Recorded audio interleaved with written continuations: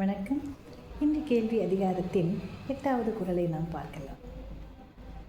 இறைவன் நமக்கு 2 கண்ணு கொடுத்துருக்கான், 2 காது கொடுத்துருக்கான், 2 கை கொடுத்துருக்கான், 2 கால் கொடுத்துருக்கான், ஒரு மூக்கு, ஒரு வாய். இவை எல்லாம் ஒவ்வொரு செயலுக்காக நமக்கு படைக்கப்பட்டவை.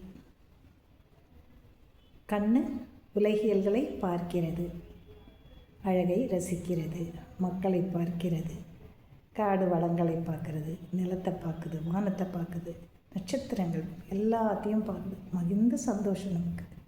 காது கேட்குது, காது கேட்குது என்னத்தை, மற்றவங்க சொல்கிற நல்லது கெட்டது எல்லாத்தையும் உள்ளவாங்க. மூக்கு சுவாசிக்குது. ஆக ஒவ்வொரு உறுப்புக்கும் இறைவன் ஒரு பணியை கொடுத்திருக்கிறேன். இந்த காதுடைய பயன் என்ன? கேட்பது. முக்கியமான பயன் அதுதான். சயின்டிஃபிக்காக பார்த்தோன்னா அந்த காதில் இருக்கக்கூடிய சில எலும்புகளில் இருக்கக்கூடிய திரவங்கள் நம்முடைய உடலின் சமநிலைக்கு பயன்படுகின்றனன்னு சொல்லலாம். ஆனால் இப்போ பெரும்பாலான காது என்னென்னா கேட்குது. கேட்கலன்னா அதுக்கு பேர் என்ன? செவிடு. காது கேளாமை அப்படின்னு நம்ம சொல்கிறோம் இல்லையா? கேள்வி அப்படின்னு சொன்னாலே மற்றவர்கள் சொல்லுவதை கேட்டல், அதுதான் ரொம்ப முக்கியம். நாம் கேள்வி கேட்குறது இல்லை. இப்போ இந்த குறளில் என்ன சொல்கிறாரு? நீ நல்ல தகவல்களையும் நல்ல செய்திகளையும் நல்ல சொற்களையும் காதுகளால் கேட்காவிட்டால் அந்த காதுகள் கேட்கும் தன்மை இருந்தாலும் செவிட்டு காதுகளுக்கு சமம். நல்ல விஷயங்களை காதுகளில் நாம் கேட்டு உணர்ந்து அதை அப்படியே மனதில் வச்சுக்கணும். அந்த மாதிரியெல்லாம் நான் கேட்கவே மாட்டேன் அப்படின்னு அடம் பிடிச்சோம்னா உனக்கு காது கேட்கிற திறன் இருந்தாலும் நீ செவிட்டு திறனுடைய காதுகளை கொண்டிருப்பதாகவே பொருள் என்று வள்ளுவர் கூறுகிறார். குறளை பார்க்கலாம்.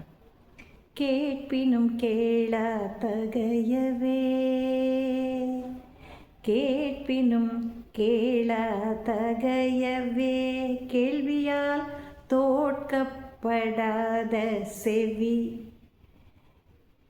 கேட்பினும் கேளாதகையவே, கேள்வியால் தோற்கப்படாத செவி. என்னடா கேள்வியால் தோற்கப்படாத செவி? கேள்வி என்பது மிகுந்த அறிஞர் பெருமக்கள் இல்லை நல்ல சொற்கள் நல்ல பாடல்கள் எல்லாவற்றையும் கேட்கக்கூடிய திறன் இல்லையா? அப்போது கேள்வியால் தோற்கப்படாத செவி எதுக்கு சமம்? செவிட்டுக்காதுக்கு சமம். நல்ல விஷயங்களை கேட்கவில்லை என்றால் ஒருத்தனுக்கு காது கேட்கின்ற திறமை இருந்தாலும் தன்மை இருந்தாலும் அது செவிட்டு காதுக்கு தான்டா சமம். அதனால் நல்ல விஷயங்களை நீ கேள் என்று வள்ளுவர் கூறுகிறார். எவ்வளோ அழகாக சொல்கிறார் பாருங்கள். அற்புதமாக அழகாக நம்ம மண்டையில் உரைக்கிற மாதிரி சொல்கிறார். ஆனாலும் இந்த மரமண்டைக்கெல்லாம் உரைக்குமா? உரைக்கவே உரைக்காது. யார் நல்லது சொன்னாலும் கேட்க மாட்டேன், நான் இப்படி தான் இருப்பேன் அப்படின்னு தான் நம்மெல்லாம் போவோம். ஆனால் அப்படி போனால் நீ ஒரு செவிடன் போடா அப்படின்னு சொல்லிட்டார். நன்றி. நாளை அடுத்த குறளில் நாம் சந்திக்கலாம்.